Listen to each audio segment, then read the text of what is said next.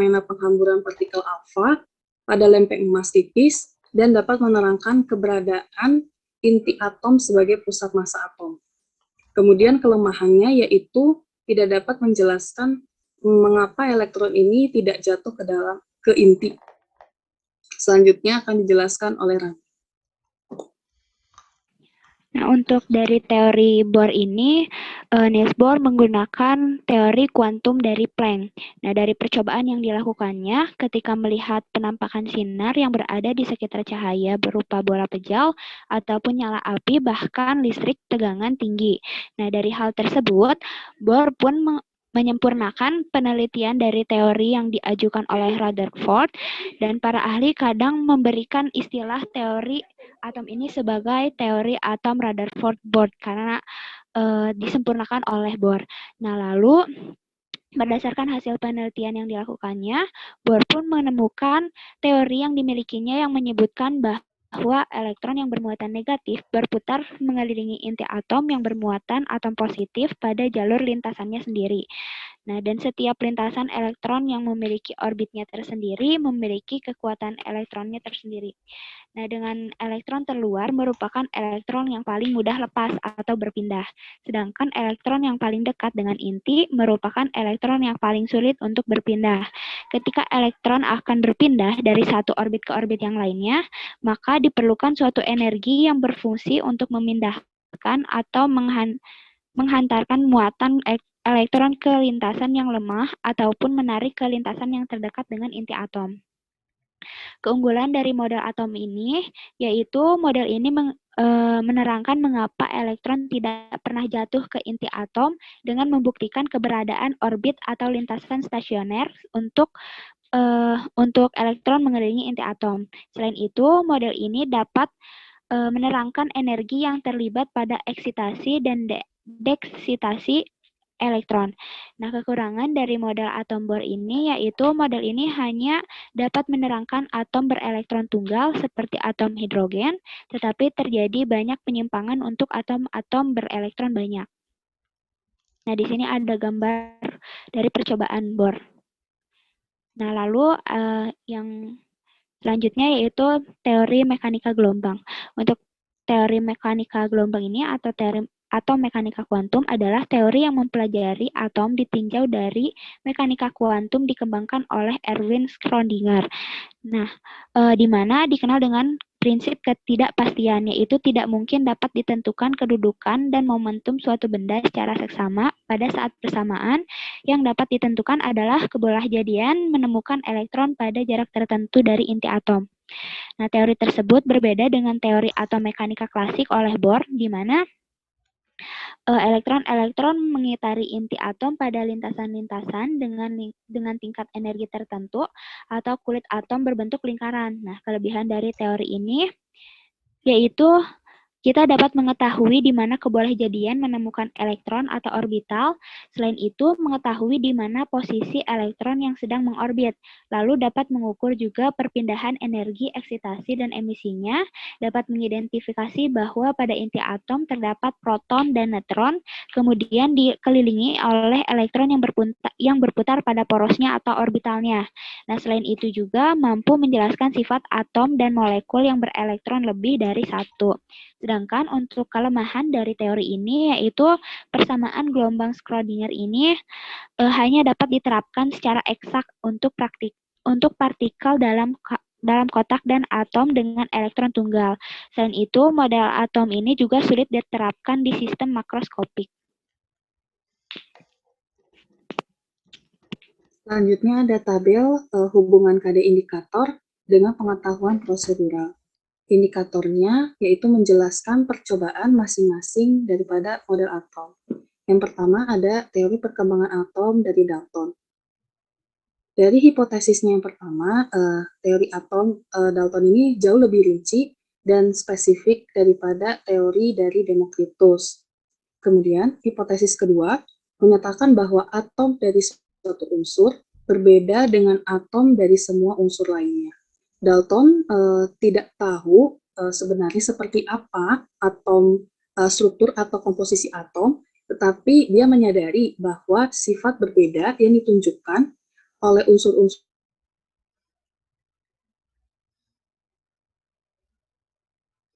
atom hidrogen tidak sama dengan atom oksigen. Kemudian hipotesis ketiga berdasarkan perluasan dari hukum Proust tentang perbandingan tetap menyatakan bahwa sampel yang berbeda dari senyawa yang sama selalu mengandung unsur-unsur penyusunnya dalam proporsi massa yang sama juga. Teori Dalton juga mendukung teori lainnya, yaitu perbandingan berganda. Menurut hukum ini, jika dua elemen dapat bergabung dan membentuk lebih dari satu senyawa, maka massa satu elemen yang bergabung dengan massa tetap dari elemen lainnya adalah rasio bilangan bulat kecil. Kemudian, hipotesis keempatnya, Dalton menyatakan hukum kekekalan massa, yaitu bahwa materi tidak dapat diciptakan atau dimusnahkan. Selanjutnya ada teori atom menurut Thomson. Dapat dilihat di gambar ini ya, teman-teman. Ini adalah percobaan tabung sinar katoda. Pada percobaan ini, berkas sinar ditembakkan dari katoda ke anoda melalui lubang atau celah hingga menuju layar dan menghasilkan pendaran cahaya. Thomson berasumsi bahwa yang membuat pendaran pada layar merupakan suatu partikel sehingga pada pengujiannya Thomson menempatkan sebuah baling-baling atau roda di antara katoda dan anodanya. Ketika dihubungkan dengan sumber arus, maka baling-baling atau roda tersebut bergerak. Hal ini menandakan bahwa memang berkas sinar katoda merupakan suatu partikel materi. Ketika tabung katoda dipasang pelat magnet, ternyata berkas sinar ini dibelokkan oleh pelat menuju atau mendekati kutub positif pada pelat. Hal ini mengindikasikan bahwa partikel berkas sinar katoda memiliki muatan negatif yang dikenal dengan elektron. Selanjutnya ada teori atom menurut Rutherford. Di sini pada gambar ini dilihat ya, ini tuh adalah percobaan penembakan sinar alfa. Nah, percobaan ini dilakukan dengan sinar yang berisikan partikel-partikel bermuatan positif melalui lempeng emas yang dengan menembakkan sinar alfa yang berisikan partikel bermuatan positif melalui lempeng emas yang sangat tipis. Nah, sinar alfa ini akan tertarik ke muatan negatif dan akan menolak muatan yang positif. Nah, ketika sinar alfa tersebut ditembakkan, ternyata ada sebagian partikel yang dibelokkan, bahkan ada partikel yang hampir dipantulkan balik, walaupun hanya sebagian. Berdasarkan percobaan tersebut, Rutherford kemudian menduga bahwa dalam lempeng emas tersebut terdapat partikel positif. Namun, karena hanya sebagian sinar alfa yang dibelokkan dan dipantulkan, Rutherford berkesimpulan bahwa muatan positif tersebut terpusat di tengah atom. Partikel bermuatan positif kemudian dinamakan proton. Nah, lalu selanjutnya ada teori Bohr, yaitu dengan percobaan yang dilakukannya menggunakan teori kuantum dari Planck. Nah, dari percobaan yang dilakukannya ini, ketika melihat penampakan sinar yang berada di sekitar cahaya, berupa bola pejal, ataupun nyala api, bahkan listrik, tegangan tinggi. Dari hal tersebut, Bohr pun menyempurnakan penelitian dari teori yang diajukan oleh Rutherford. Para ahli kadang memberikan istilah teori ini sebagai teori atom Rutherford-Bohr.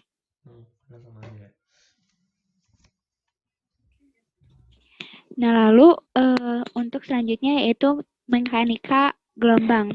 Nah, pada percobaan ini ada juga percobaan Stern-Gerlach. Nah, bisa digunakan untuk mendemonstrasikan bahwa elektron dan atom ada sifat-sifat kuantum intrinsik dan bagaimana pengukuran dalam mekanika kuantum memengaruhi sistem yang sedang diukur. Nah, dalam percobaan ini, seberkas partikel dikirimkan melewati area magnet tidak homogen dan kemudian defleksinya dikawal. Nah, akibatnya menunjukkan bahwa partikel tersebut ada momentum sudut intrinsik yang analog dengan momentum sudut suatu objek klasik yang berputar seperti gassing atau spinning. Nah, namun nilai momentum sudut ini hanya mengambil nilai-nilai tertentu yang terkuantisasi. Sekian dari kelompok kami. apabila ada yang ingin didiskusikan, silakan. Terima kasih. Baik, silakan ada yang mau menanggapi atau menyampaikan sesuatu dulu.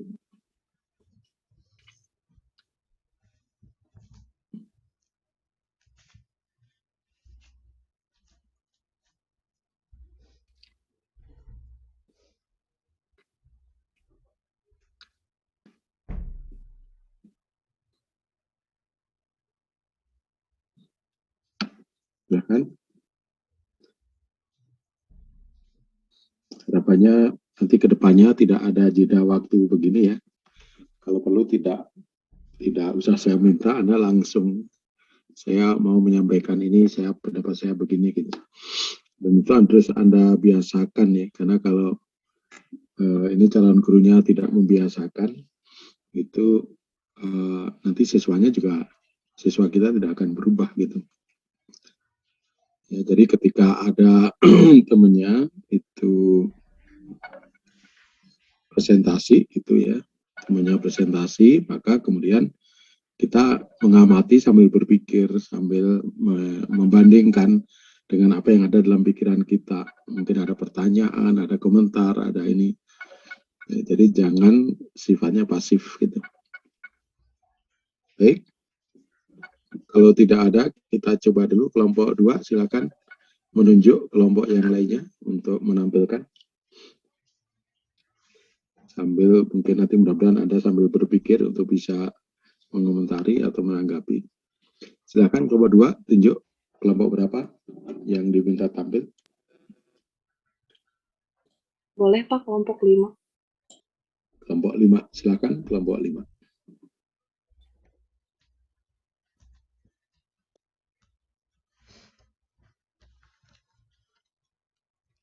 Iya, izin share screen, Pak.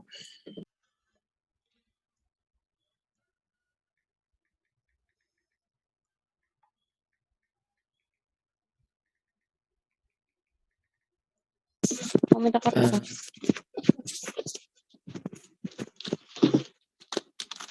Stoknya banyak banget ya, Bu. Pulpen. Apakah sudah terlihat?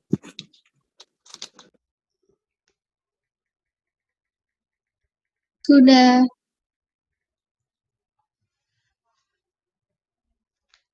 Baik, Assalamualaikum warahmatullahi wabarakatuh. Selamat sore semuanya, selamat sore Pak Wici, selamat sore teman-teman sekalian. Perkenalkan, nama saya Andrian Esa Yudhistira, bersama dengan rekan saya Salva Aisyah. Kami akan menjelaskan atau memaparkan gitu hasil diskusi dari kelompok kami mengenai pengetahuan konseptual, faktual, serta prosedural mengenai perkembangan model atom dengan kompetensi dasar sama seperti sebelumnya, dengan indikator juga sama, yaitu menjelaskan dan menganalisis perkembangan model atom, baik itu dari model atom Dalton, Thomson, Rutherford, Bohr, dan mekanika gelombang. Untuk yang pertama itu apa kompetensi dasarnya, itu menjelaskan model atom Dalton, di mana dari pengetahuan konseptualnya adalah bahwa atom adalah partikel yang sangat kecil dan tidak dapat dibagi lagi yang menjadi penyusun suatu unsur. Sedangkan pengetahuan faktualnya adalah yang pertama, bahwa semua atom dari unsur tertentu memiliki sifat identik yang berbeda dari unsur lainnya. Kemudian senyawa terbentuk ketika atom-atom dari unsur yang berbeda bergabung satu sama lain dalam perbandingan bilangan bulat yang kecil. Kemudian yang ketiga, bahwa jumlah dan jenis atom relatif konstan dalam senyawa tertentu. Dan yang terakhir adalah bahwa atom tidak dapat diciptakan, dimusnahkan, atau diubah menjadi atom unsur lain melalui perubahan kimia atau fisika. Reaksi kimia yang terjadi hanya melibatkan proses pemisahan, kombinasi, atau penataan ulang atom.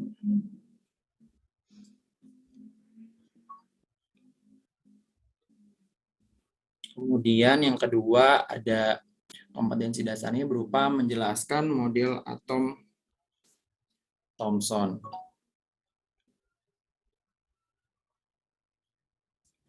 Nah, J. Thomson menyatakan bahwa atom merupakan bola yang bermuatan positif dan di dalamnya tersebar muatan negatif berupa elektron, sehingga dapat diilustrasikan sebagai buah plum dalam sebuah puding. Biasanya disebut dengan model plum puding atau dapat diilustrasikan juga sebagai biji dalam semangka. Nah, dari percobaan, kemudian ada pengetahuan prosedural gitu. Kalau untuk proseduralnya sendiri mungkin sama ya seperti sebelumnya, namun di sini kami memakai pendahuluan berupa nggak langsung ke tidak langsung ke percobaannya, namun kayak ada beberapa pendapat para ahli sebelumnya gitu bahwa menemukan ketika arus listrik melalui beberapa zat tersebut terurai. Oleh karena itu, kalau untuk proseduralnya sendiri mungkin sama seperti sebelumnya. Dan dari hasil ini gambar percobaannya, di mana percobaan yang dilakukan Thomson adalah 2 elektroda ditempatkan dalam tabung kaca berisi gas pada tekanan yang rendah. Kemudian ketika tegangan listrik diterapkan, arus mengalir dan sinar dilepaskan oleh katoda. Kemudian sinar ini berjalan dalam garis lurus menuju anoda, yaitu elektroda positif, dan menyebabkan dinding di seberang katoda bersinar. Sebuah objek ditempatkan di jalur sinar katoda memberikan bayangan pada layar fluorescent seng klorida yang ditempatkan di dekat anoda. Mungkin kalau gambarnya seperti ini, gambar percobaannya. Ini juga menunjukkan bahwa pengaruh magnet gitu ya, terhadap sinar katoda. Nah, dari percobaan tersebut didapatkan fakta bahwa atom bukanlah bagian terkecil dari suatu zat, namun dalam suatu atom terdapat partikel bermuatan negatif yang akan disebut dengan elektron. Kemudian massa elektron atom lebih kecil dari massa atom. Kemudian faktor selanjutnya adalah secara keseluruhan atom bersifat netral. Hal ini dikarenakan muatan atom positif dan negatif yang ada pada atom sama dan suatu atom tidak memiliki muatan positif dan negatif yang berlebihan. Kemudian selanjutnya ada partikel dengan muatan positif akan tersebar secara merata ke seluruh bagian atom. Kemudian atom itu dinetralkan oleh elektron yang tersebar di antara muatan positif. Kemudian ini juga hasil dari percobaannya gitu ya, bahwa diketahui gitu bahwa sinar katoda ini terdiri dari partikel-partikel bermuatan negatif yang disebut dengan atom. Kemudian dari percobaannya juga J. Thomson mendapatkan rasio atau perbandingan antara muatan elektron terhadap masanya, yaitu sebesar minus 1,76 dikali 10 pangkat 8 kolom per gram. Nah, mungkin ini ada penelitian lebih lanjutnya oleh Robert Millikan gitu ya, didapatkan bahwa massa sebuah elektron adalah 9,1 dikali 10 pangkat 28 gram. Selanjutnya adalah model atom Rutherford. Rutherford menyatakan bahwa atom terdiri dari inti yang sangat kecil dan sangat padat bermuatan positif yang dikelilingi oleh awan elektron pada jarak yang relatif jauh dari inti. Nah, untuk pengetahuan proseduralnya, pertama diawali oleh Anthony Becquerel gitu ya, yang menemukan bahwa ada suatu unsur gitu ya, ketika suatu unsur itu dilewatkan pada cahaya, itu akan dia bisa memancarkan cahaya, sehingga sejak itu setiap unsur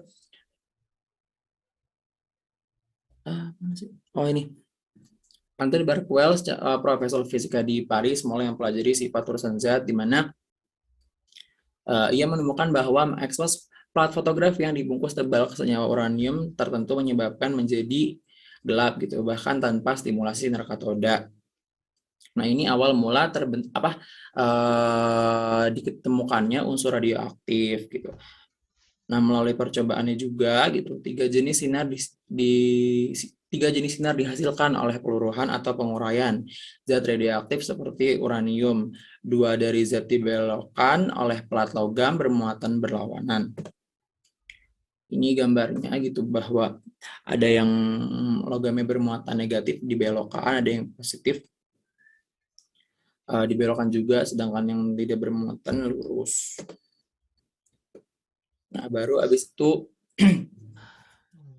Ernest Rutherford gitu ya, setelah mengetahui gitu bahwa partikel alfa merupakan partikel positif, ini lanjut ke eksperimen Ernest Rutherford, yaitu penembakan sinar alfa terhadap lapis tipis emas.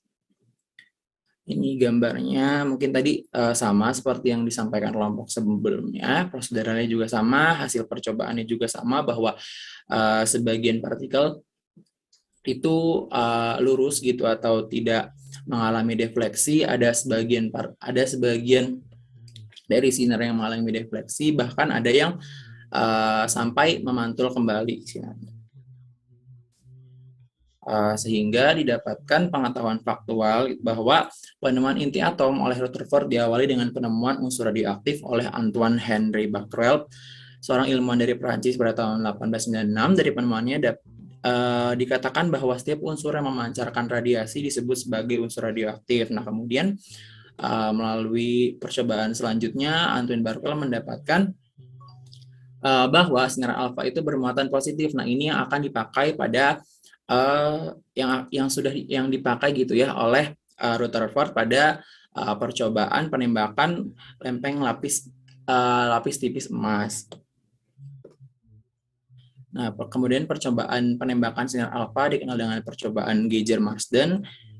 Mungkin ini yang sama seperti kelompok sebelumnya gitu ya. Kalau yang ini atom terdiri dari inti atom yang bermuatan positif dan elektron yang bergerak mengelilingi inti. Kemudian sebagian besar massa setiap atom emas dan semua muatan positifnya berada di wilayah yang sangat kecil dan sangat padat yang disebut dengan nukleus. Kemudian sebagian besar volume atom adalah ruang kosong di mana elektron yang sangat ringan bergerak mengelilingi inti, bergerak di sekitar inti. Kemudian selama mengitar inti, gaya sentripetal pada elektron terbentuk oleh gaya tarik-menarik antara elektron dengan gaya inti atom.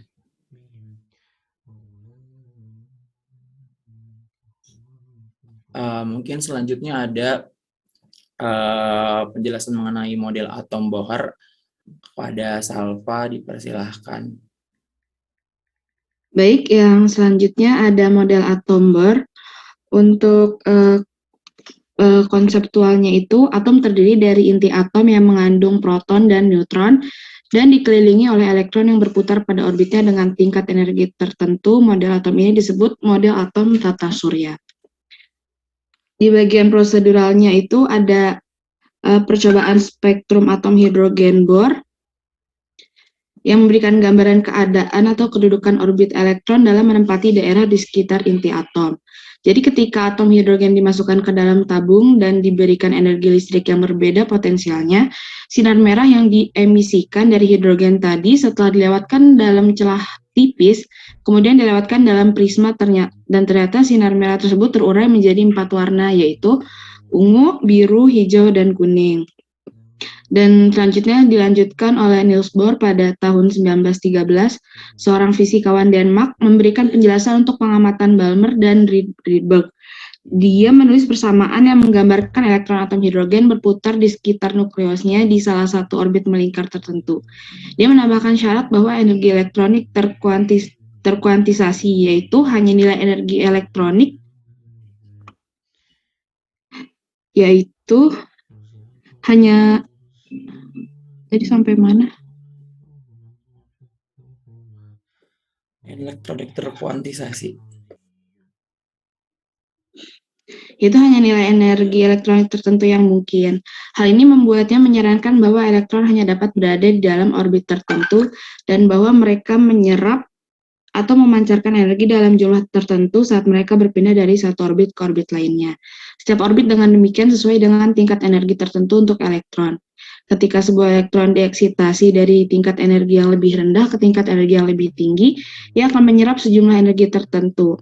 Ketika elektron jatuh kembali ke tingkat energi semula, ia memancarkan jumlah energi yang persis sama dengan yang diserapnya saat bergerak dari tingkat energi yang lebih rendah ke tingkat energi yang lebih tinggi. Dan didapatkan pengetahuan faktualnya itu ada beberapa poin. Yang pertama, elektron yang berpindah dari satu lintasan ke lintasan yang lain yang lain dengan menyerap atau memancarkan energi terkuanta yang ditentukan oleh bilangan kuantum utama. Elektron akan berada dalam keadaan stasioner dan tidak memancarkan energi selama dalam orbitnya. Energi yang dimiliki elektron pada masing-masing orbit dapat mempengaruhi besar kecilnya lingkaran orbit, dan energi yang dipancarkan atau diserap ketika terjadi transisi elektron terekam sebagai spektrum atom. Lalu kemudian ada dari mekanika kuantum. Jadi model atom mekanika kuantum itu menyatakan bahwa atom terdiri dari inti atom yang bermuatan positif dan dikelilingi oleh awan-awan elektron. Dan di pengetahuan proseduralnya itu menjelaskan tentang eksperimen-eksperimen yang dilakukan oleh para ahli dan didapatkan di pengetahuan faktualnya itu Max Planck mengemukakan bahwa intensitas cahaya yang dipancarkan dari suatu benda hitam berbeda-beda sesuai dengan panjang gelombang cahaya. Nah, besarnya itu dinyatakan dalam persamaan E sama dengan hc per lambda.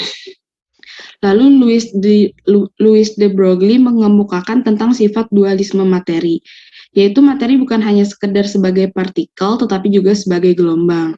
Lalu yang ketiga, Heisenberg mengemukakan tentang teori ketidakpastian yang menyatakan bahwa tidak mungkin dapat mengetahui secara akurat posisi momentum maupun posisi elektron secara bersamaan. Dan keempat, Erwin Schrödinger sependapat juga nih dengan Heisenberg bahwa kedudukan elektron itu dalam atom tidak dapat ditentukan secara pasti, namun yang dapat ditentukannya itu adalah kebolehjadian menemukan elektron pada suatu titik pada jarak tertentu dari intinya. Ruangan yang memiliki kebolehjadian terbesar, bisa di-scroll, ditemukannya elektron disebut dengan orbital. Nah, untuk menemukan tingkat energi, bentuk, dan orientasi orbital, maka Schrödinger mengemukakan 3 jenis bilangan kuantum yang terdiri dari bilangan kuantum utama, azimut, dan magnetik. Lintasan elektron tidak dapat digambarkan dengan hanya satu garis melingkar, tetapi pola lintasan elektron mengikuti pola gelombang diam.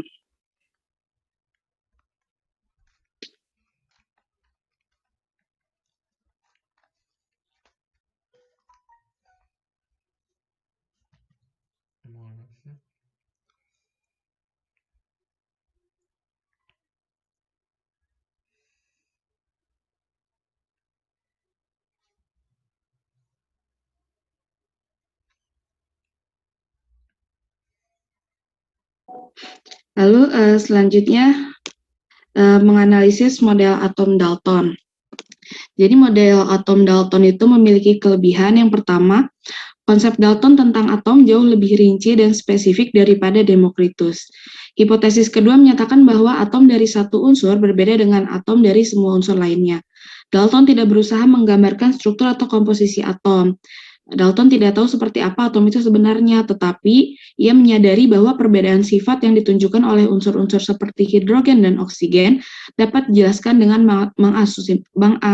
mengasumsikan bahwa atom hidrogen tidak sama dengan atom oksigen. Hipotesis kedua menyatakan bahwa untuk membentuk senyawa tertentu, kita tidak hanya membutuhkan atom-atom dari jenis unsur yang tepat, tetapi juga jumlah atom-atom ini. Ide ini merupakan perpanjangan dari hukum yang diterbitkan pada tahun 1799 oleh Joseph Proust, seorang ahli kimia dari Prancis. Hukum Proust tentang perbandingan tetap menyatakan bahwa sampel yang berbeda dari senyawa yang sama selalu mengandung unsur-unsur penyusunnya dalam proporsi massa yang sama. Jadi, jika kita menganalisis sampel gas karbon dioksida yang diperoleh dari sumber yang berbeda, kita akan menemukan di setiap sampel rasio massa karbon terhadap oksigen yang sama. Maka masuk akal bahwa jika perbandingan massa unsur-unsur yang berbeda dalam satu senyawa tertentu adalah tetap, rasio atom-atom unsur-unsur ini dalam senyawa juga harus konstan.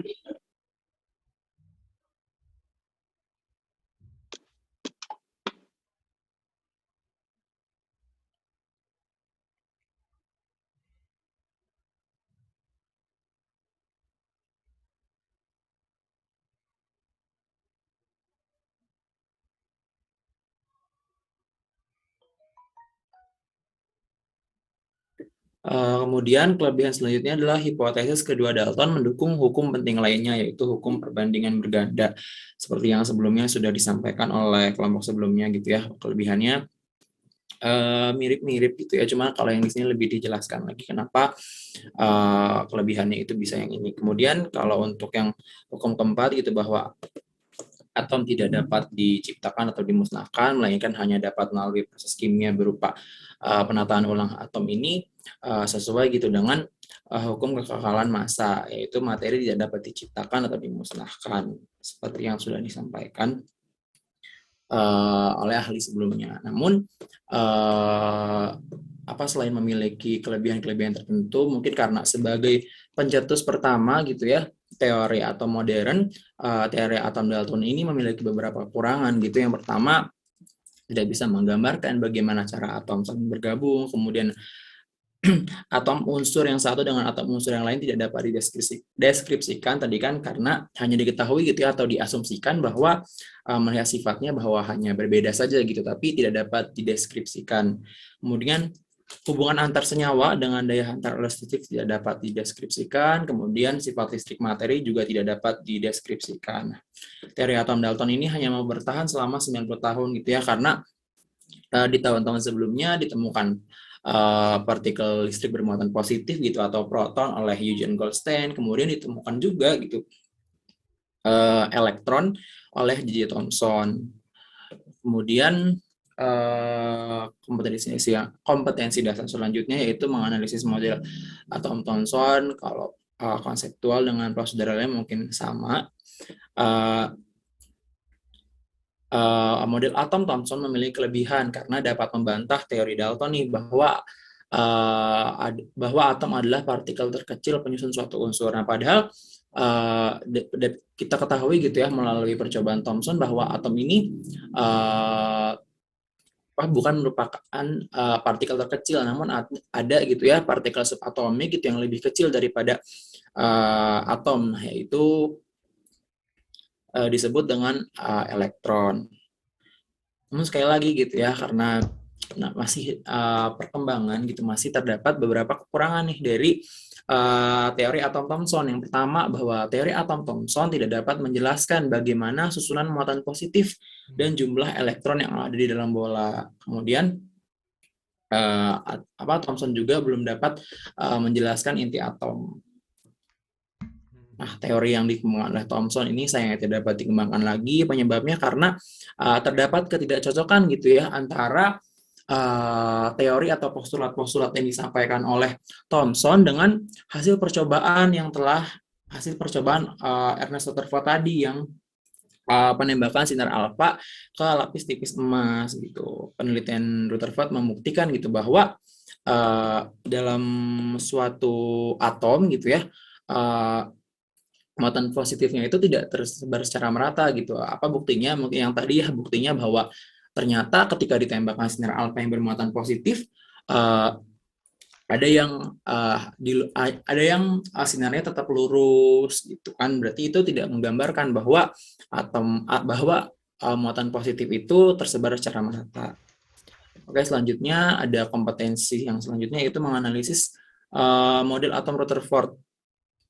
Nah, sekali lagi gitu ya, si Rutherford, meskipun tadi si Rutherford ini sudah dapat menjelaskan gitu ya adanya inti atom yang bermuatan positif, namun ada gitu kekurangan-kekurangan dari model atom Rutherford. Yang pertama, teori atom ini tidak dapat mendeskripsikan cara rotasi dari inti atom dan letak dari elektron. Kemudian teori atom ini tidak bisa mendeskripsikan spektrum garis yang ada pada atom hidrogen. Kemudian energi atom yang menjadi tidak stabil karena elektron dan benda akan memancarkan energi gitu. Rutherford belum bisa menjelaskan hal tersebut. Mungkin kalau buat kelebihan kekurangannya mirip-mirip seperti yang telah disampaikan kelompok sebelumnya. Di sini juga ada yang tidak bisa menjelaskan gitu ya, kenapa elektron itu tidak jatuh ke inti, karena kan diketahui bahwa inti bermuatan positif, sedangkan elektron bermuatan negatif kan harusnya saling tarik menarik. Namun di sini Rutherford belum bisa menjelaskan bagaimana bagaimana gitu ya kenapa si elektron tidak jatuh ke inti. Mungkin selanjutnya akan dilanjutkan lagi oleh Salva. Kemudian ada model atom Bohr. Untuk kelebihannya itu model atom itu dapat menjelaskan spektrum dari gelombang elektromagnetik pada atom sederhana, yaitu atom hidrogen. Kemudian yang kedua itu dapat menjelaskan adanya valensi elektron dan bagaimana elektron mengorbit tanpa jatuh ke inti atom. Yang ketiga dapat menerangkan energi yang terlibat dalam proses eksitasi dan deeksitasi. Namun model atom Bohr ini masih memiliki kekurangan, yaitu model ini tidak bisa menjelaskan spektrum gelombang elektromagnetik pada atom dengan banyak elektron. Jadi model atom Bohr itu hanya menjelaskan garis spektrum atom paling sederhana, yaitu atom hidrogen yang hanya memiliki satu proton di inti dan satu elektron. Sedangkan untuk atom yang memiliki elektron dan proton, model atom Bohr ini tidak cocok. Kemudian ada model atom mekanika gelombang yang terakhir. Nah, kelebihannya ini dapat menjelaskan dualisme materi, seperti yang tadi telah disampaikan ya. Terus juga dapat menjelaskan posisi kebolehjadian ditemukannya elektron saat mengorbit, dapat mengetahui lintasan elektron, dapat mengukur perpindahan energi, dan rumusan persamaan gelombang hanya dapat diterapkan secara eksak untuk partikel dalam kotak dan atom dengan elektron tunggal. Sulit diterapkan untuk sistem mikroskopis dengan kumpulan atom. Untuk selanjutnya saya kembalikan ke Andre. Baik, mungkin sekian penjelasan dari kelompok kami. Kurang lebihnya mohon maaf. Apakah ada yang ingin mengomentari atau ada yang mau bertanya? Dipersilahkan.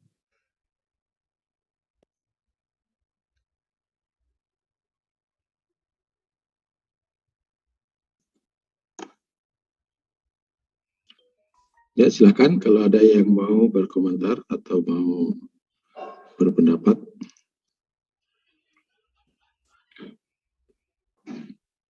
Bapak, saya izin bertanya, Pak.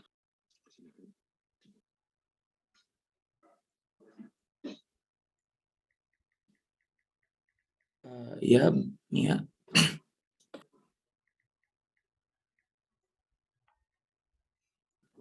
Mungkin tadi kalau misalkan dilihat dari presentasi kelompok 2 dan kelompok 5 gitu ya, ada sedikit perbedaan, yaitu di bagian, kalau di kelompok 2 itu, di bagian faktual dan bagian pengetahuan prosedural itu hampir sama gitu ya, kayak menjelaskan dari eksperimen berdasarkan teori masing-masing gitu, sedangkan dari kelompok 5 itu yang eksperimen itu lebih masuk ke pengetahuan prosedural.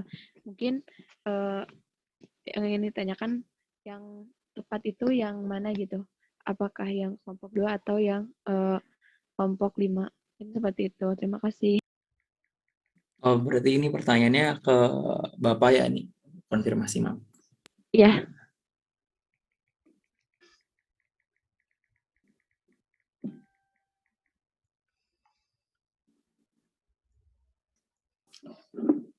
Silakan kalau mau ditanggapi dulu boleh. Mungkin kalau dari pendapat dari saya pribadi ya, mungkin sebelum nanti dijawab oleh Bapak gitu ya, yang benernya kalau mungkin dari pendapat aku pribadi adalah tadi ya seperti yang mungkin di awal sudah disampaikan oleh Pak Wiji bahwa iya Bapak. Kalau untuk merumuskan ini tuh kayak berurutan gitu ya. Yang awalnya adalah prosedural, kemudian faktual, dan kemudian dielaborasikan gitu ya dari pengetahuan-pengetahuan faktualnya menjadi suatu pengetahuan konseptual. Makanya di sini kalau dari, mungkin aku komentarnya bukan dari benar salahnya gitu ya. Nggak mungkin kan kalau prosedural dari yang aku baca gitu ya dari internet, bahwa prosedural itu lebih menjelaskan kayak prosedur-prosedur atau kayak tahap-tahapan gitu. Nah, makanya di sini kalau dari kelompok dari aku sama Salva gitu ya, atau dari saya dengan Salva itu kenapa memasukkan di sini kayak contoh percobaannya beserta mungkin hasil percobaannya gitu ya. Nah, itu kenapa masuk prosedural, karena terdapat gimana ya, kayak ada tahap-tahapan atau prosedur-prosedur gitu ya untuk didapat nih kesimpulan atau didapat postulat-postulat nih yang ada di pengetahuan faktual. Makanya di sini untuk yang prosedur-prosedur seperti percobaan itu saya dengan Salva itu dimasukinnya ke memasukkannya gitu ya ke bagian pengetahuan prosedural. Nah, kemudian dari pengetahuan proseduralnya gitu ya, ketika kita udah tahu hasil percobaannya seperti apa, kemudian ditariklah bukan lebih ke apa ya, postulat-postulat gitu ya, mengenai hasil percobaannya. Misalnya kayak yang tadi sudah kalau di J.J. Thomson gitu ya kan, ketika udah tahu gitu bahwa suatu sinar itu memiliki partikel negatif gitu ya, berarti kan nggak mungkin kita bilang bahwa atom itu bagian terkecil gitu, makanya dimasukin ke bagian faktual. Nah, kemudian setelah masukin postulat memasukkan gitu ya beberapa kesimpulan-kesimpulan hasil percobaannya. Nah, dari pengetahuan faktual ini lebih persingkat gitu ya. Nggak, mungkin kalau ngejelasinnya kan J.J. Thomson mendapat kayak gini atau misalnya yang kayak kemarin ya, waktu pada saat awal-awal sebelum saya membaca gitu ya, waktu yang konseptual kan masih menjelaskan yang pengetahuan faktual ini. Nah, mungkin lebih apa ya, direduksi gitu ya, jadi hanya kalimat-kalimat pentingnya aja yang dimasukin konseptual. Mungkin kalau itu dari pandangan saya pribadi gitu, mungkin boleh ditambahin dari Pak Wizi, Pak, karena tadi ini ya bertanya mengenai yang benar yang mana, dan menurut saya masih kurang pengetahuan gitu antara benar atau salahnya. Terima kasih Bapak.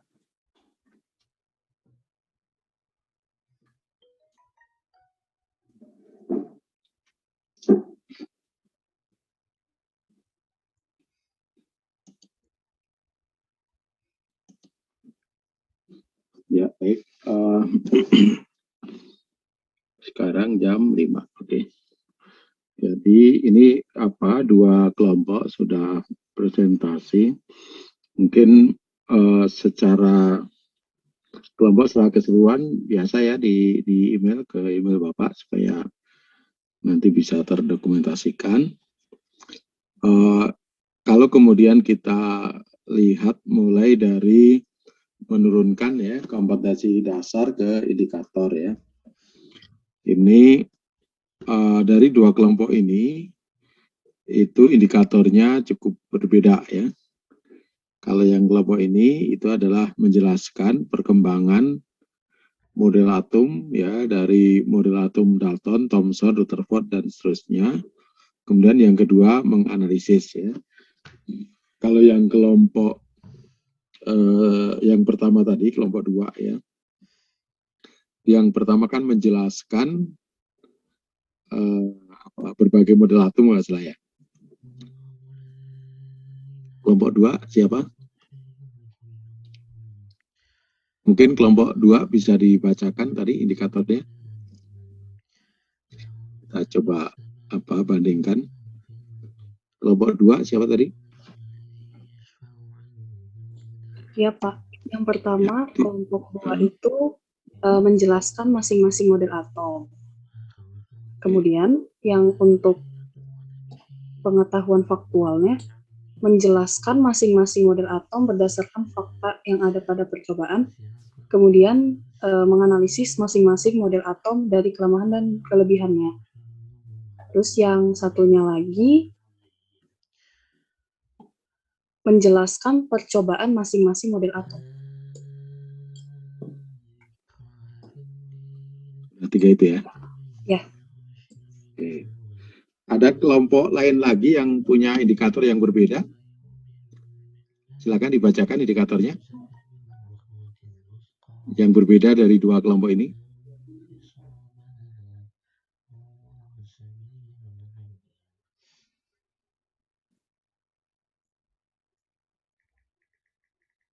Ayo, kan tinggal baca aja.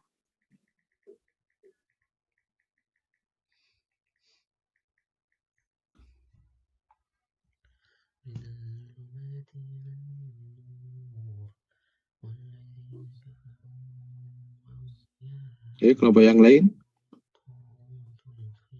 harus ditunjuk. Ini kita sudah hilang beberapa menit nih. Kelompok 1, silakan dibaca.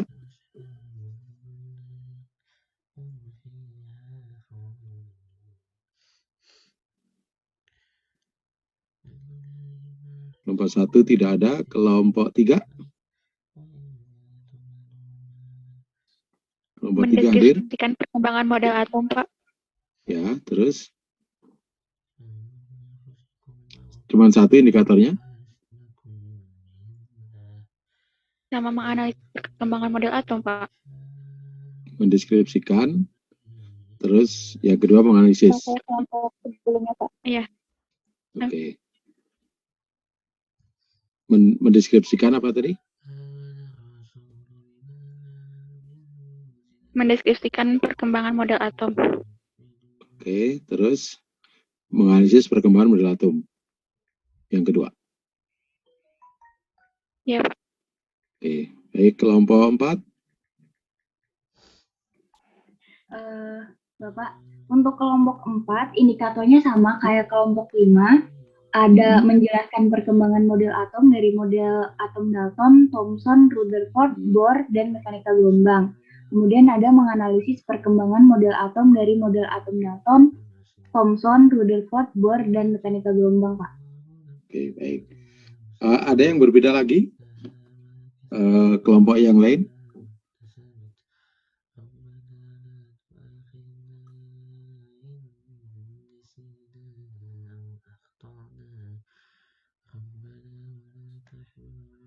Kelompok 6? Untuk kelompok 6 sama Pak kayak kelompok 5 untuk indikatornya yaitu menjelaskan perkembangan model atom dan juga menganalisis perkembangan model atom. Oke, kelompok yang lain? Yang merasa belum? Mohon maaf Pak, tadi kelompok Ya. 1 hanya menjelaskan perkembangan model atom dari model atom Dalton, Thomson, Rutherford, Bohr, dan mekanika gelombang. Oke, masih ada yang lain? Untuk kelompok 10 sama kayak kelompok 5, Pak. Oh, sama kelompok 5 ya, baik. Baik, jadi kalau saya lihat dari ini ya, indikator yang diturunkan, itu kan kompetensi dasarnya itu menganalisis perkembangan ya model atom. Nah, di indikator itu kan indikasinya apa bahwa siswa itu bisa menganalisis gitu. Kalau seperti kelompok 5 ini, itu jadi 321, 322 itu kan objeknya sama ya. Objeknya kan perkembangan model atom gitu. Ya kan? Nah, pertanyaannya jadi siswa itu dituntutnya itu bisa menjelaskan atau bisa menganalisis. Itu kan yang berbedanya kan kata kerja operasionalnya ya. Menjelaskan dan menganalisis kan? Iya, Pak. Ya, artinya satu objek itu ya, ini kan objeknya perkembangan model atom sampai ke terakhir itu. Ya, itu kata kerja operasionalnya harus satu. Tidak boleh ada dua kata kerja operasional untuk melakukan atau diberlakukan terhadap satu objek yang sama gitu. Misalnya ya, objeknya bola gitu. Ya, objeknya bola. Nah, siswa itu disuruh ngapain terkait bola itu? Apakah disuruh menendang? Ya, apakah disuruh memegang misalnya gitu. Kalau Anda misalnya nomor 1 memegang bola, nomor 2 menendang bola, kan siswanya jadi bingung. Jadi ini Pak Guru ini, Bu Guru ini nyuruh saya memegang atau nyuruh saya menendang terkait dengan bola ini. Nah, indikator ini juga sama. Jadi Pak Guru, Ibu Guru ini, saya tes siswa itu terkait dengan perkembangan model atom itu saya disuruh menjelaskan atau saya disuruh menganalisis. Kan begitu. Ya, jadi tidak boleh ada dua indikator yang kemudian objeknya sama, tetapi kata kerja operasionalnya tuh berbeda-beda. Nggak boleh gitu. Ya, jadi dalam satu objek itu kata kerja operasionalnya satu, suruh ngapain gitu. Nah, kalau kata kerja operasionalnya sama, ya objeknya berbeda, boleh. Misalnya indikator pertama menjelaskan model atom Dalton. Kemudian indikator kedua menjelaskan model atom Thomson. Itu boleh. Gitu. Ya, jadi menurunkan indikator itu begitu. Nah, kemudian dalam satu indikator itu, ya, itu usahakan satu tindakan. Ini menjelaskan perkembangan model atom dari model atom Dalton dan seterusnya. Nah, itu kan objeknya itu adalah perkembangannya gitu. Jadi bukan modelnya gitu kan. Menjelaskan atau menganalisis itu kan perkembangannya. Nah, itu satu gitu. Tapi kalau misalnya perkembangannya itu dihilangkan, ya, misalnya ya menjelaskan model atom dari model atom Dalton, Thomson, Rutherford dan seterusnya itu. Nah, kalau kayak begitu itu harus dipisah-pisah. Ya, menjadi menjelaskan model atom Dalton, indikator 32.2 menjelaskan model atom Thomson.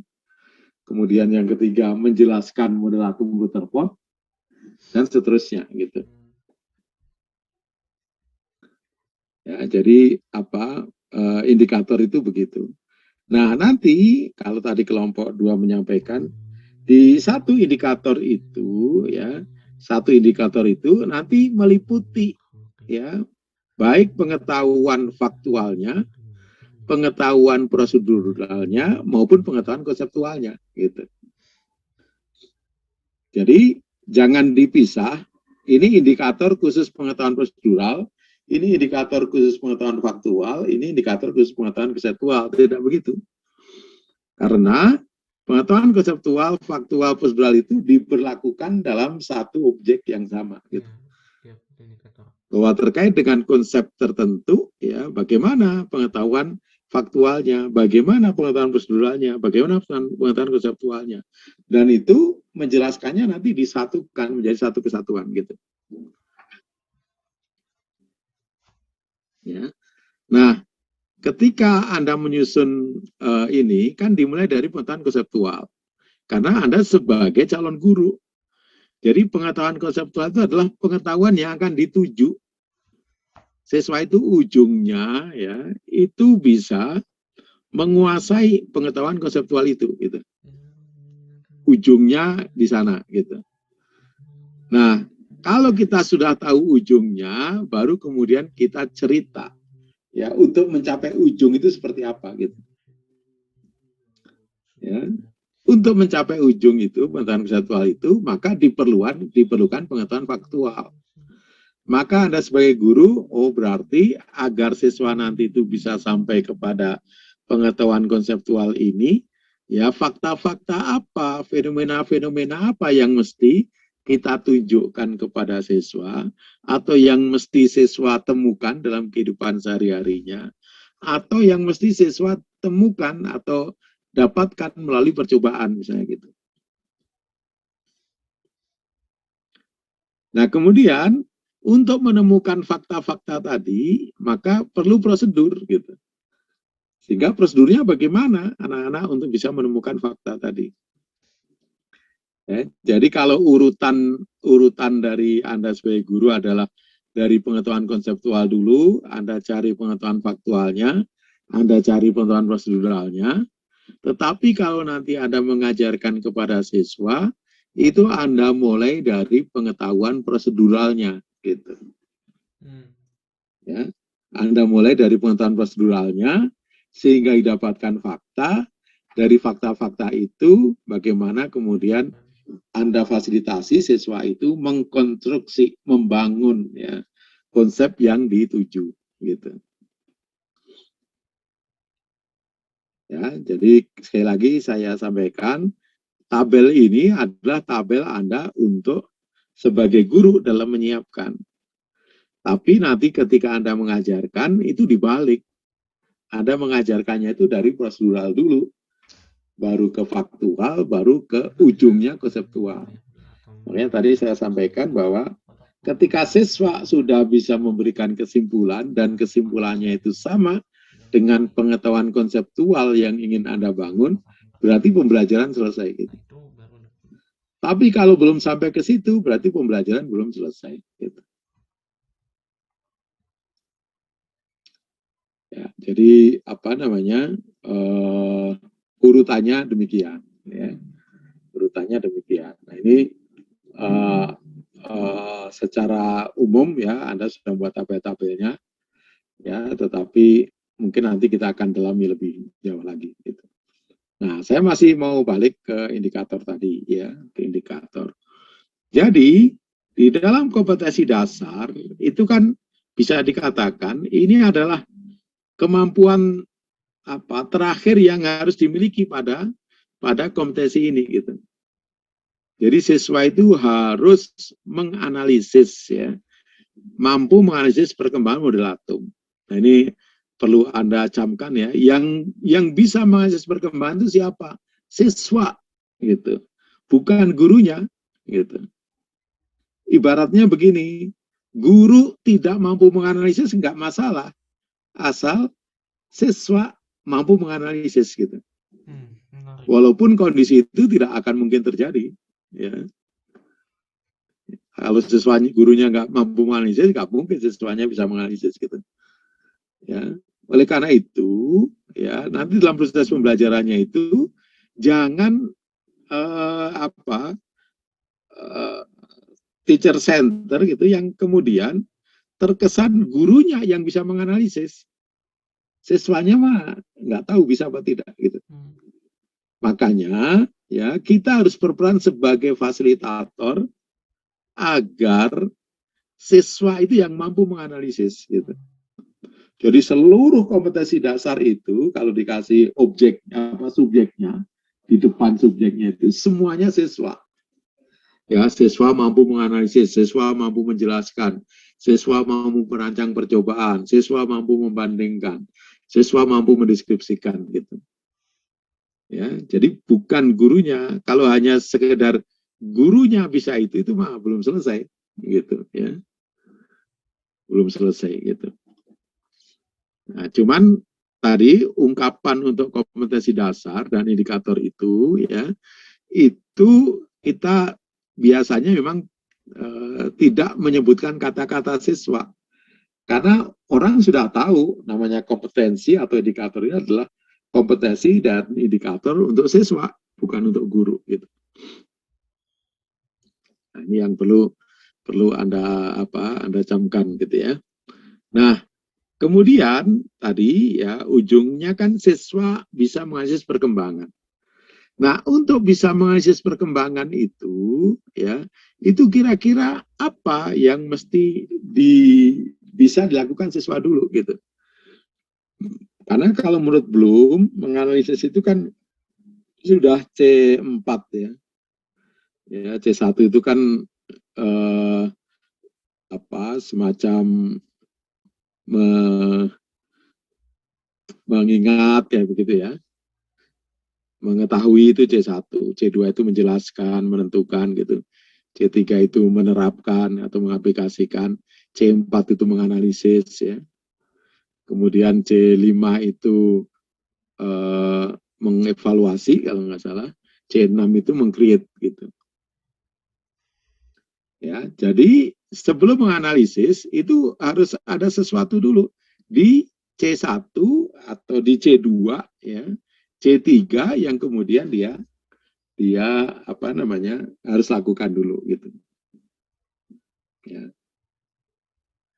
Makanya ini yang 321 itu ya, itu mestinya bukan menjelaskan perkembangannya, tapi menjelaskan masing-masing modelnya gitu. Jadi 321 menjelaskan model atom Dalton. 322 menjelaskan model atom Thomson. Ya, 323 menjelaskan model atom Rutherford gitu. Ya, 324 menjelaskan model atom Bohr, 325 menjelaskan model atom mekanika gelombang gitu. Nah, setelah dia bisa menjelaskan dari masing-masing model atom itu, baru berikutnya dituntut untuk mampu menganalisis perkembangan model atom itu. Karena kalau seorang siswa itu bisa menjelaskan, ya artinya dia itu tahu betul gitu. Model atomnya itu seperti itu. Ya. Sehingga ketika perkembangan itu kan pasti melihat model atom Dalton itu apa sih kekurangannya gitu. Sehingga kok kemudian muncul model atom Thomson gitu. Nah, berikutnya juga begitu. Kenapa model atom Thomson itu kemudian berkembang menjadi model atom Rutherford? Nah, itu dianalisis. Gitu. Dan dianalisis ini tentunya berdasarkan tadi ya, apa sih yang kemudian si model atom yang baru itu mempertanyakan model atom yang lama. Atau lebih kepada kekurangan-kekurangannya apa model atom yang lama itu sehingga kemudian berkembang. Gitu. Nah, itu yang barangkali nanti ketika Anda menyusun indikator ya, itu harus berpikirnya begitu. Ya. Jadi di dalam kompetensi dasar itu Anda cek dulu kata kerja operasionalnya itu ada di C berapa. Kalau dia ada di C1 atau C2 itu bisa langsung. Gitu. Misalnya kompetensi dasarnya sudah kata-katanya itu menjelaskan, nah itu langsung bisa gitu. Tetapi kalau dia ada di C3, C4, C5, bahkan C6, itu pasti akan didahului dengan kata kerja operasional di ya level kognitif yang lebih rendah. Gitu. Ya, makanya di dalam indikator itu kadang-kadang dibagi menjadi 3. Ada namanya indikator kunci, ya. Indikator kunci itu adalah indikator yang kira-kira mirip gitu atau bahkan sama dengan kompetensi. Nah, sekarang untuk sampai kepada indikator kunci itu perlu prasyarat apa tidak gitu. Makanya ada indikator prasyarat gitu. Jadi ada indikator prasyarat, ada indikator kunci gitu. Nah, kemudian perlu nggak ada indikator tambahan gitu ya. Artinya indikator tambahan itu lebih tinggi dari kompetensi dasarnya. Boleh tidak? Boleh gitu. Namanya juga tambahan gitu. Kalau dalam sekolah itu sering disebut sebagai pengayaan gitu ya. Disebut sebagai pengayaan. Nah, dalam konteks ini ketika saya tadi menyebutkan menjelaskan model atom Dalton, menjelaskan model atom Thomson, menjelaskan model atom Rutherford, ya, menjelaskan model atom Bohr, menjelaskan model atom mekanika gelombang. Ini adalah indikator-indikator prasyarat. Gitu. Indikator kuncinya apa? Menganalisis perkembangan model atom dari model atom Dalton sampai ke mekanika gelombang. Itu adalah indikator kuncinya. Gitu.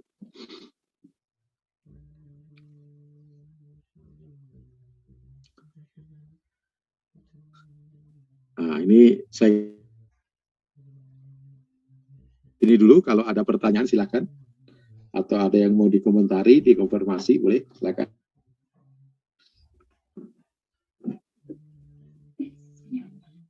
Bapak, saya izin stop share ya, Pak. Ya, nggak apa-apa, tetap aja.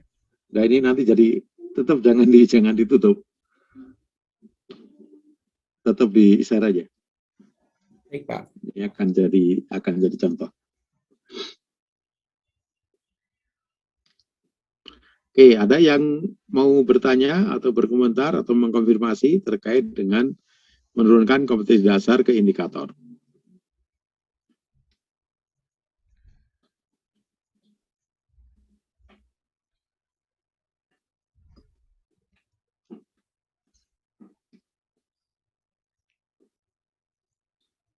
Mengkonfirmasi itu artinya Anda paham tapi ragu-ragu gitu. Benar nggak yang saya pahami ini? Kalau bertanya berarti Anda ingin sesuatu, mendapat sesuatu yang memang Anda tidak tahu gitu ya. Jadi kalau setengah tahu itu kira-kira mengkonfirmasi. Kalau Anda tidak tahu itu bertanya. Ya, Anda ingin apa namanya membandingkan atau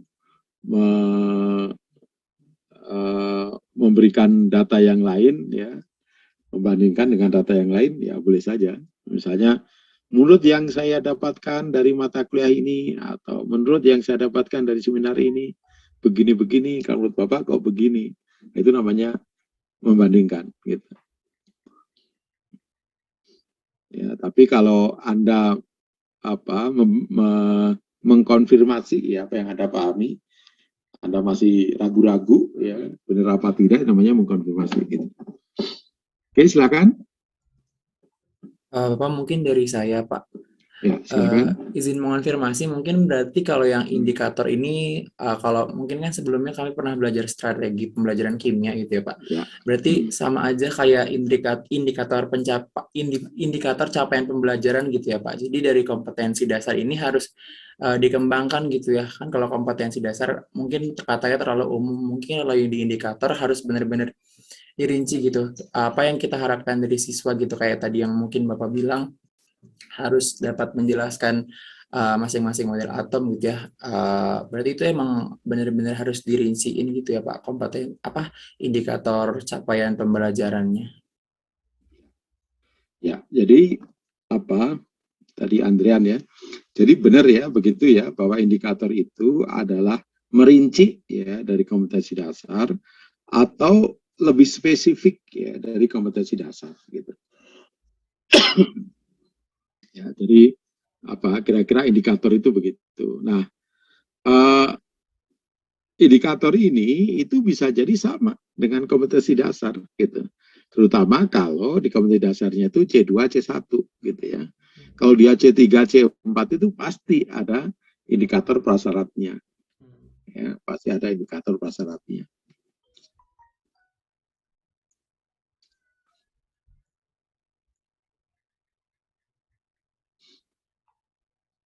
Baik, masih ada?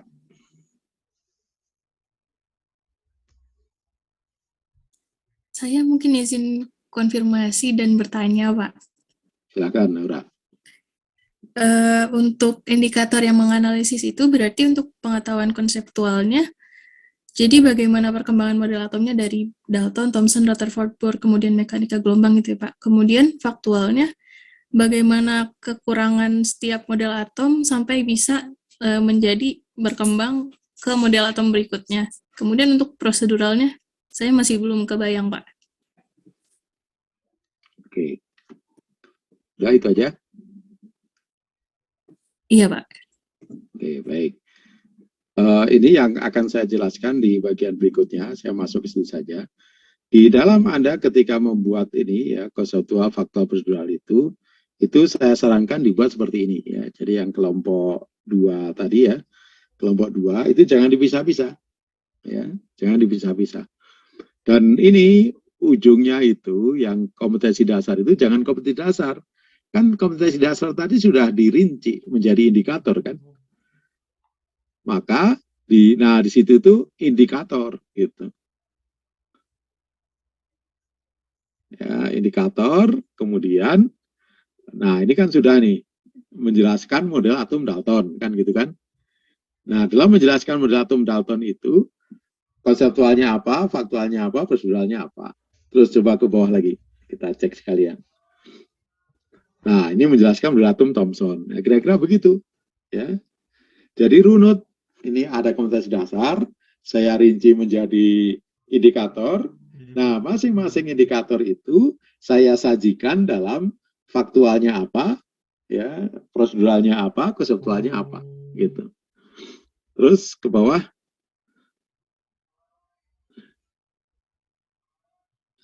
Ke bawah itu model atom apa tadi? Model atom Bohr, oke, terus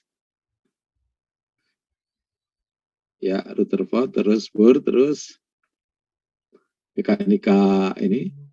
Oke, terus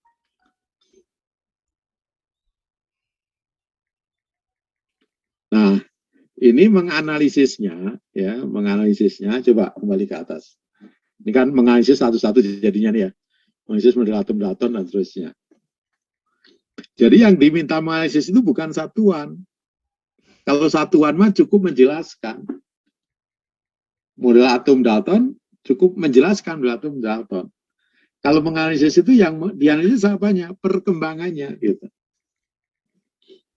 Ya, jadi maka indikator berikutnya adalah menganalisis perkembangan model atom dari model atom Dalton itu sampai mekanika gelombang itu gitu. Nah, sehingga nanti ini akan menjadi runut ya komputasi dasar. Kalau misalnya Anda mau satukan dalam tabel itu juga lebih enak. Jadi sebelah kiri indikator itu adalah komputasi dasar gitu. Kalau misalnya nanti ada beberapa komputasi dasar atau ya supaya ininya lebih komputasi dasarnya itu bisa ditulis saja di atas tabel itu. Atau mau model begini, komputasi dasar, kemudian indikator, kemudian setelah itu tabel di bawahnya itu indikator, kemudian ke 3 pengetahuan itu gitu. Ya, mungkin lebih enaknya model begini aja deh. Nanti semuanya tugas-tugas selanjutnya kan nanti persis sama dengan ini ya. Cuman beda di komputasi dasarnya kan gitu. Jadi ada tabel ini komputasi dasar dan indikator, kemudian tabel di bawahnya itu urean masing-masing indikator itu ke dalam pengetahuan konseptual, pengetahuan faktual, kemudian pengetahuan prosedural gitu. Nah, kemudian di pengetahuan konseptual, faktual, prosedural ini saya lihat masih numpuk-numpuk gitu. Ya, numpuk-numpuk. Coba ke bawah yang ada contoh semuanya.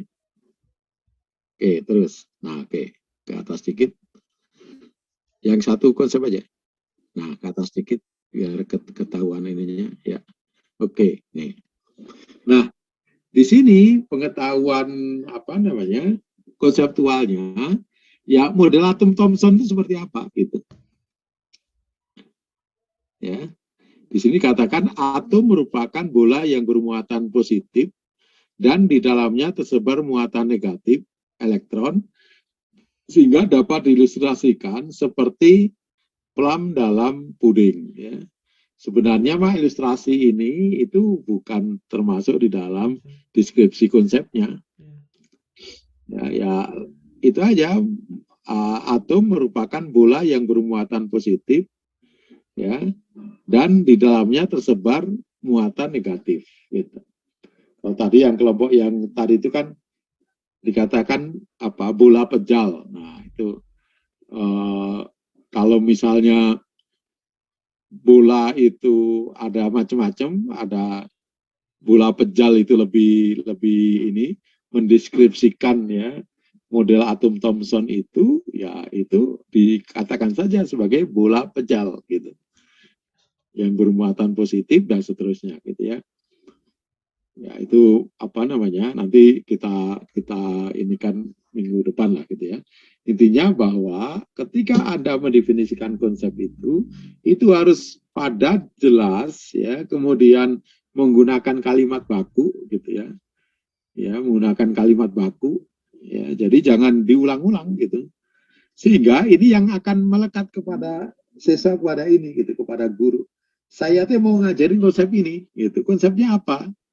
Jadi ketika menjelaskan konsep itu atau menyatakan konsep itu clear, tidak diulang-ulang, tidak kemudian hal-hal yang sepele dimasukkan di situ, atau hal-hal yang penting, yang krusial tidak ada di situ. Gitu. Coba yang di atasnya, yang Dalton. Nah, ini yang disebut dengan model atom Dalton itu yang mana sih? Apakah hanya itu? Atom adalah partikel yang sangat kecil dan tidak dapat dibagi lagi menjadi penyusun suatu unsur, atau yang mana model atom Dalton itu?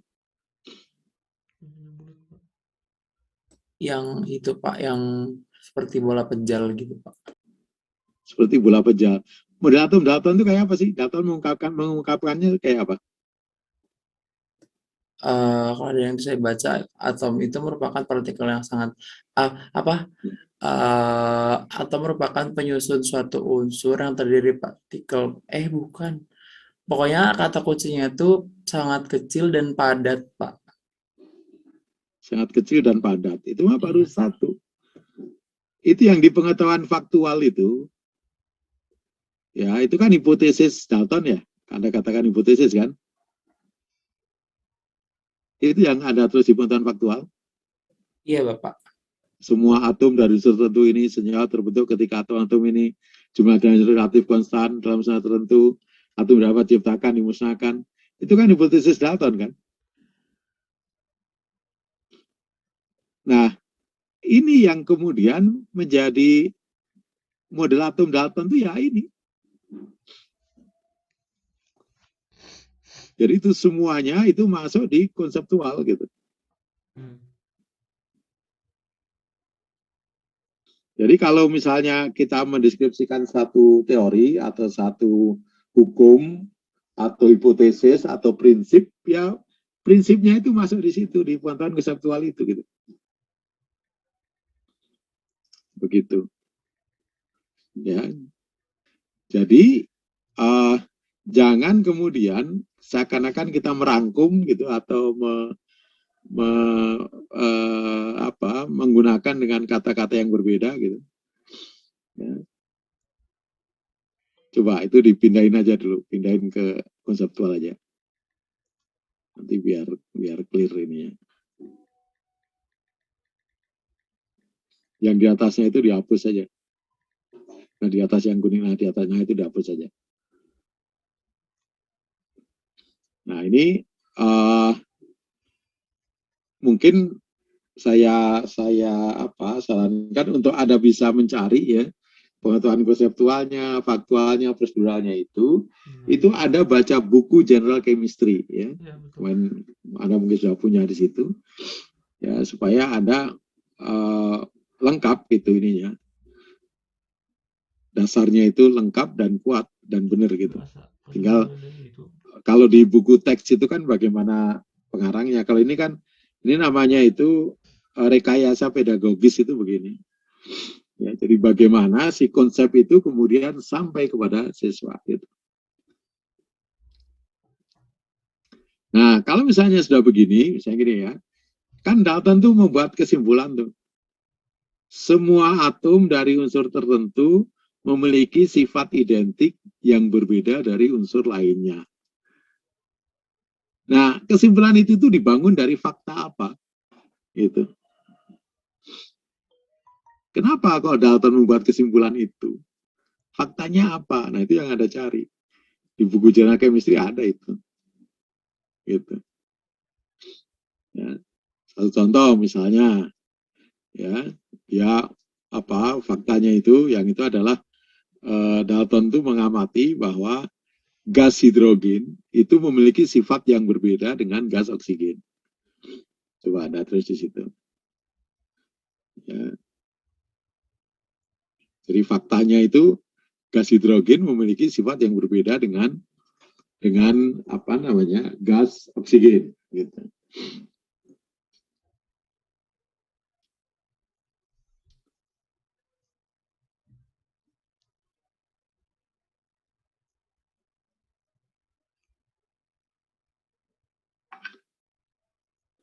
Nah, yang ini itu kan Anda bisa perluas ya fakta-fakta ini.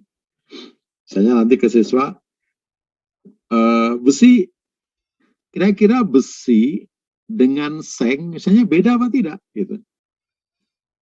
Beda apa tidak besi dengan seng? Beda. Kalau saya tanya ke Anda, besi dengan seng beda apa tidak? Sifatnya. Besi kan unsur ya, seng kan unsur kan, ya. Berbeda. Pokoknya di sini Anda akan temukan bahwa setiap unsur itu pasti sifatnya berbeda. Nah, itulah yang kemudian ya fakta-fakta itu yang kemudian menghantarkan Dalton itu punya kesimpulan yang pertama itu. Kenapa kok sifatnya berbeda? Ya, karena semua atom dari unsur tertentu itu memiliki sifat identik. Jadi kalau besi, ya besi itu mau besi 1 gram 10 gram, 1 kilogram itu sifatnya sama gitu. Ya, kenapa? Karena besi itu disusun oleh unsur identik. Mau yang 5 gram, 100 gram, mau 1 kilogram disusun oleh unsur yang identik. Berbeda dengan yang lainnya. Kenapa kok oksigen berbeda dengan hidrogen? Karena ya atom yang menyusun oksigen itu berbeda dengan atom yang menyusun hidrogen. Karena berbeda atom yang menyusunnya, maka memiliki sifat yang berbeda. Gitu. Nah, sekarang proseduralnya. Ya, proseduralnya gitu. Nah, kira-kira apa yang harus dilakukan agar kemudian siswa itu bisa melihat bahwa ternyata oksigen dengan hidrogen itu berbeda sifatnya. Gitu. Ya, kira-kira prosedurnya bagaimana agar siswa bisa mengetahui fakta itu atau mendapatkan fakta itu?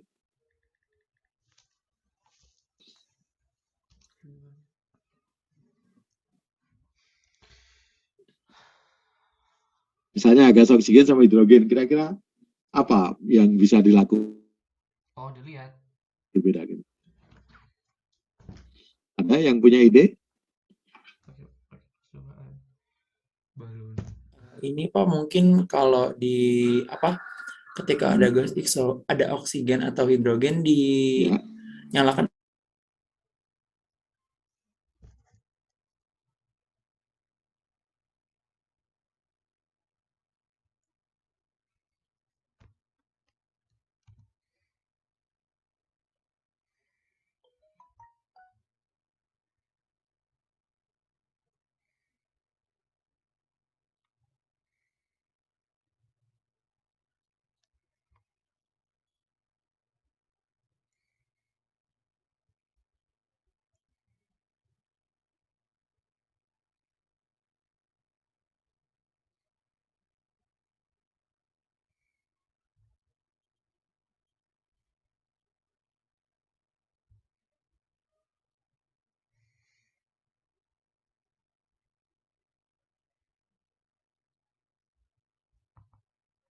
Nanti yang lain lagi, misalnya kalau bukan ini kan kalau gas mah Dalton ya, Anda bisa yang gampang aja, yang mudah saja gitu. Anda tampilkan misalnya besi dengan seng gitu ya. Kalau besi dengan seng itu kan ada dalam kehidupan sehari-hari, sehingga siswa itu nggak perlu lihat langsung. Anda bisa tayangkan di video. Ini besi, ini seng. Anda pernah lihat kan besi sama seng gitu? Kepada siswa. Nah, kira-kira apa bedanya besi dengan seng itu? Nah, siswa mengatakan, oh ini beda nih, seng begini.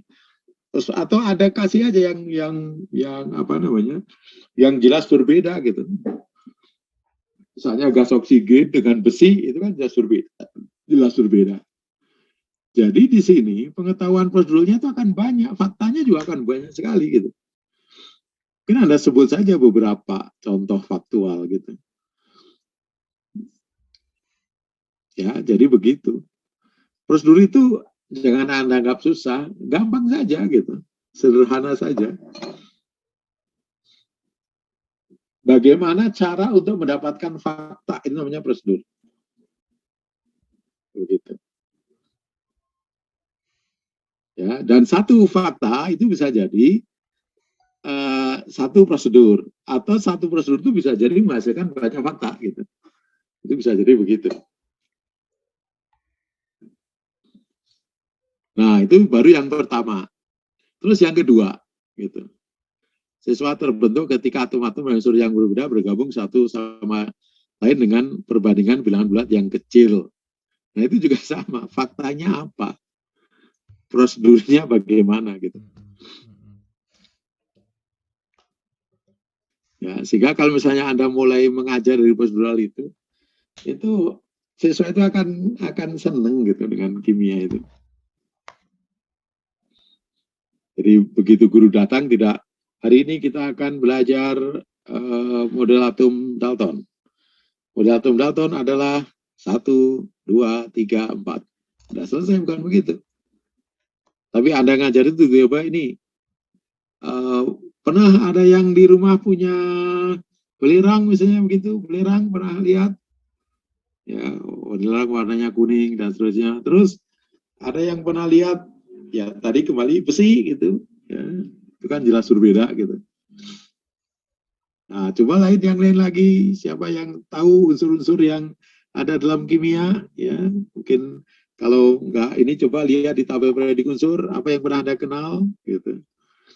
Ya, misalnya ada yang pernah mengenal tembaga, gitu. Nah, coba tembaga dengan besi beda apa tidak? Tembaga dengan gas oksigen beda apa tidak? Gitu. Nah, dari situ baru kemudian tadi fakta-fakta apa? Oksigen berbeda dengan hidrogen, oksigen berbeda dengan besi, besi berbeda dengan belerang, belerang berbeda dengan ini, gitu. Nah, dari situ, nah berarti kira-kira kenapa kok berbeda, gitu. Nah, ini yang proses yang cukup cukup panjang, dan disinilah peran guru itu adalah bagaimana guru itu memfasilitasi atau menjembatani dari fakta-fakta yang ada itu kemudian sampai kepada kesimpulan itu, sampai kepada pengetahuan konseptual.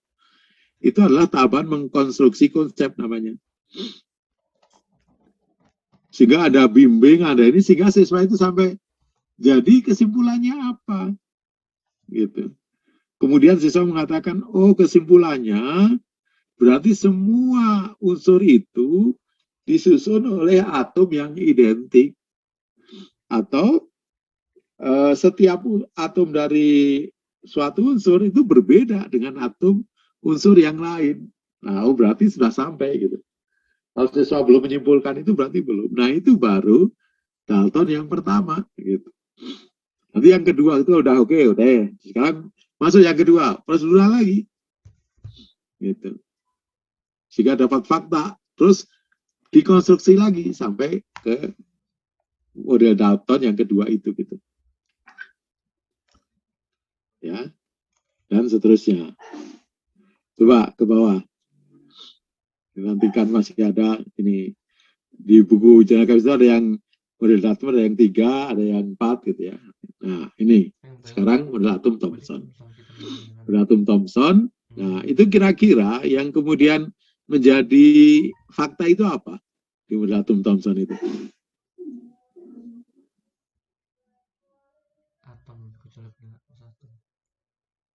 Atom bukanlah bagian terkecil dari suatu zat. Massa elektron atom lebih kecil dari massa atom. Ini kan kesimpulan-kesimpulan. Jadi fakta itu sesuatu yang diamati, sesuatu yang terlihat, sesuatu yang terukur, namanya fakta. Gitu. Partikel dengan muatan positif akan tersebar secara merata ke seluruh bagian atom. Nah, ini yang diungkapkan ini adalah bagian-bagian untuk kemudian mengkonstruksi konsep itu dari fakta. Coba di bawah ada nggak gambar yang di bawahnya? Yang terus, nah ini nih yang biru, gambar biru itu. Nah, gambar biru itu adalah fakta itu. Faktanya apa? Sinar katoda ketika dikasih magnet belok, kasih listrik yang bermuatan ini belok. Kemudian dia berjalan tegak lurus. Kemudian dia ketika dikasih dikasih roda kecil gitu, rodanya berputar gitu. Nah, itu namanya fakta-fakta gitu. Proseduralnya apa? Untuk mendapatkan fakta ini bagaimana? Ya, jadi Anda di prosedural itu ngajar ini tinggal anak sekalian, dulu ada namanya Thomson. Thomson itu membuat percobaan. Percobaannya apa? Percobaannya itu dia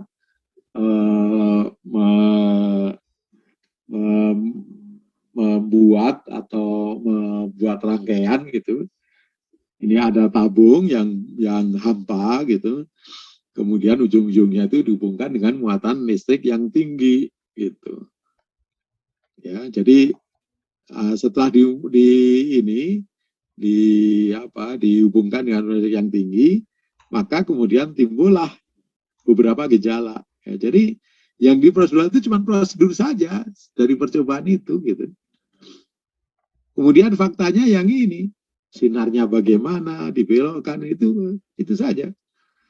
Ya, ini satu prosedur, mungkin ada beberapa fakta. Gitu. Nah, sekarang dari fakta-fakta itu bahwa sinar katoda itu dibelokkan medan magnet, medan listrik, kemudian dia mampu menggerakkan baling-baling yang dipasang gitu ya. Nah, itu yang di bawah ini ya. Jadi satu aja, jangan diulang-ulang begitu, nah kebanyakan. Jadi siswa itu pusing kalau kebanyakan. Ya, nah dari situ kemudian konsep bagaimana dari fakta-fakta itu ya. Kemudian konsep atom dari Thomson itu bisa dibangun. Nah, itu yang saya katakan sebagai proses mengkonstruksi dari fakta ke konsep gitu. Ya. Jadi di sini tuh akan sangat sedikit, tidak banyak-banyak. Prosedurnya bagaimana? Ketika prosedur itu dijalankan, fakta yang dihasilkan apa? Setelah fakta yang dihasilkan apa? Bagaimana mengkonstruksi? Cuma di sini kan belum saya minta ya bagaimana mengkonstruksinya. Dari fakta-fakta itu konsep apa yang terbentuk gitu. Di ibarat Anda melakukan percobaan itu, prosedur itu prosedur kerjanya, ya. Kemudian fakta itu data pengamatannya, gitu. Kemudian konseptual itu konsep yang akan dibentuk, gitu. Jadi tidak akan terulang-ulang, tidak akan ini. Nah, di prosedur itu jangan diberikan fakta. Fakta mah taruh di faktual. Apalagi membuat kesimpulan di prosedural. Ya. Di sini nanti akan terbentuk sinar begini sehingga kesimpulannya begini. Kesimpulan itu kesimpulan itu nanti ada di proses konstruksi. Pengetahuan prosedural itu prosedur saja. Faktual itu fakta yang didapatkan saja. Ya, jadi Anda berpikirnya sederhana. Ya, makanya kalau guru ini konsep yang akan diajarkan. Konsep ini harus dibentuk dari fakta ini. Fakta ini didapatkan dari prosedur ini. Gitu. Jadi ringkas gitu.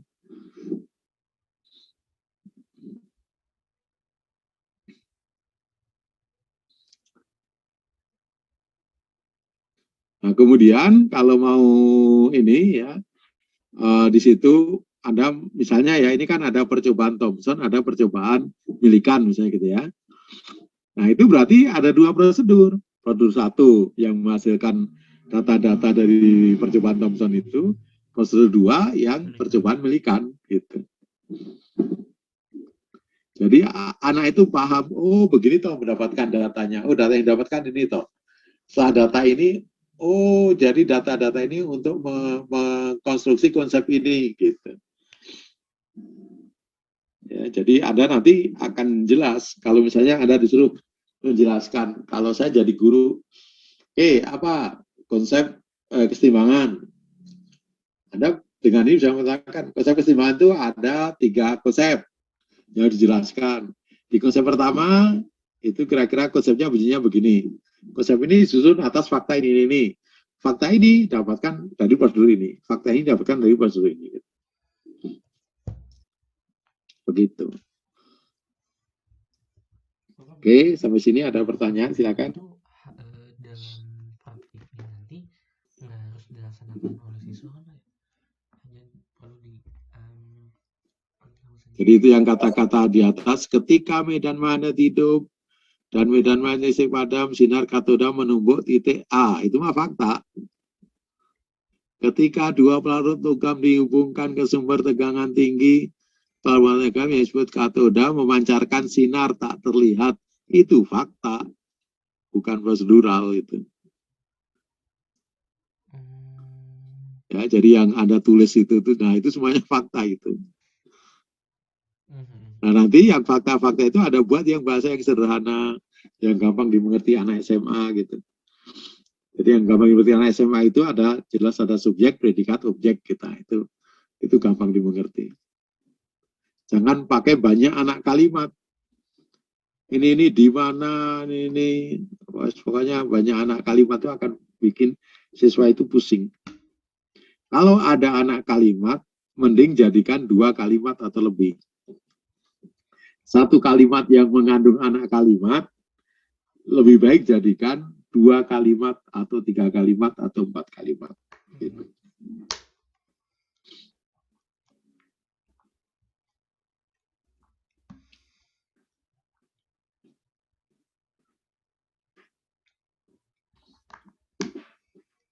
Oke, ada pertanyaan?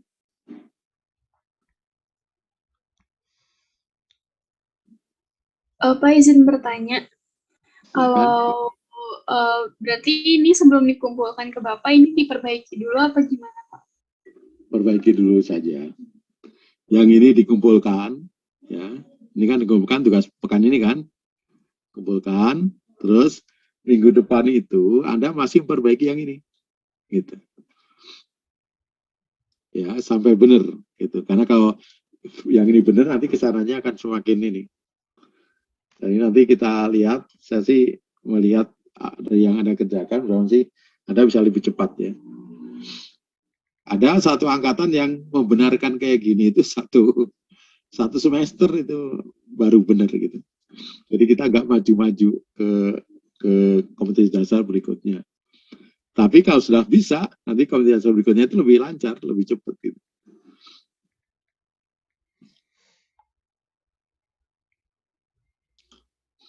Ya, jadi untuk tugas minggu depan, yang ini Anda kumpulkan dulu lewat email.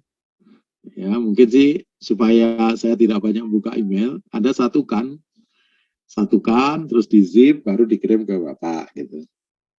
Dan itu mungkin setiap ini ya, setiap minggunya begitu. Jadi setiap sebelum kuliah itu Anda kirim dulu semuanya. Biar nanti kalau dikirim itu kan saya yang bisa mengoperasikan. Saya bisa operasikan yang misalnya saya bisa copy paste semua indikatornya, saya copy paste gitu. Sehingga Anda bisa langsung bandingkan. Jadi begitu ya. Jadi ini Anda perbaiki dari indikatornya, formatnya Anda pakai format standar yang ini ya semuanya. Kompetensi dasar, kemudian indikator, kemudian di bawahnya indikator, pengetahuan konseptual, faktual, prosedural gitu. Kemudian isinya ya, Anda ini untuk bisa mengisi ini Anda baca buku General Chemistry. Bahasa Inggris susah, Anda pakai Google Translate. Pakai Google Translate lama ya nggak apa-apa. Ini kan akan berguna nanti Anda sebagai guru itu kalau menguasai ini mah sudah oke sampai apa namanya nyaman jadi guru itu. Oke, masih ada pertanyaan?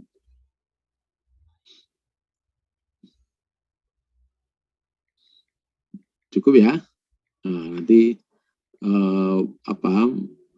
saya akan lihat lagi hasilnya. Ya mudah-mudahan minggu depan sudah sesuai semua. Yang tidak, Anda sudah betul-betul bisa membedakan mana sih yang namanya pengetahuan prosedural, mana sih yang pengetahuan faktual, mana yang konseptual.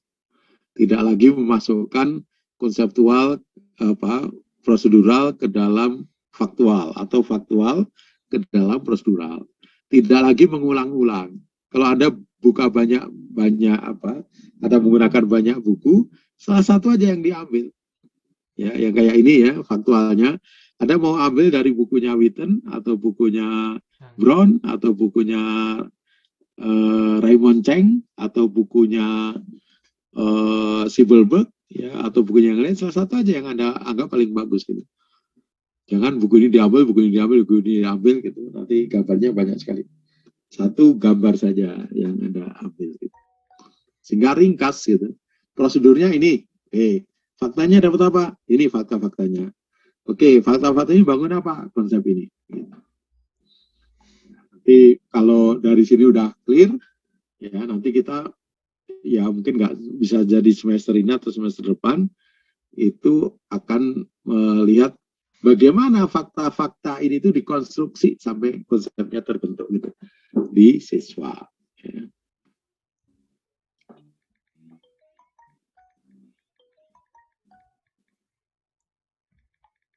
Baik, Cukup? Sudah terbayang ya?